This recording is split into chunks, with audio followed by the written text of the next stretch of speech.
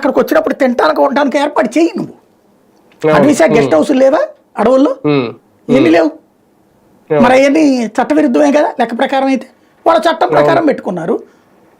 అలాగే వచ్చినటువంటి వాళ్ళకి ఈ అడవిలో నుంచినే పోవాలి కదా, పోయే వాళ్ళకే కదా భోజనం పెట్టేది. ప్రత్యేకించి భోజనం కోసం వెళ్తాడేంటి ఎవడన్నా కాశీనారాయణ క్షేత్రానికి? కాదు కదా. అది కొంచెం కామన్ గా ఆలోచిస్తే నడుస్తుంది. ఎందుకంటే పాత రోజుల్లో రాజుల కాలంలో ఇప్పటికి మళ్ళీ రవాణా సదుపాయాలు లేవు కదా, అడవుల్లో నుంచినే దాటాలి ఒక రాజ్యం నుంచి ఇంకో రాజ్యానికి.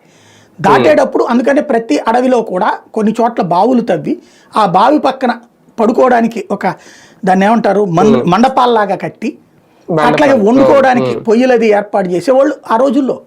అక్కడ సంరక్షకుల్ని మనుషులు పెట్టేవాళ్ళు. అవే పూటకోళ్ళ ఇళ్ళు కింద తర్వాత రోజుల్లో నడిచినాయి. తర్వాత రోజుల్లో రాజుగారు ఆ పూటకోళ్ళకి డబ్బులు ఇచ్చేస్తాడు, ఆ పూటకోళ్ళ పెట్టేవాళ్ళు. అట్లాంటి సిస్టమ్ నడిచింది. ఇదంతా మన సంస్కృతిలో భాగం. అది వీళ్ళు గ్రహిస్తే బెటర్.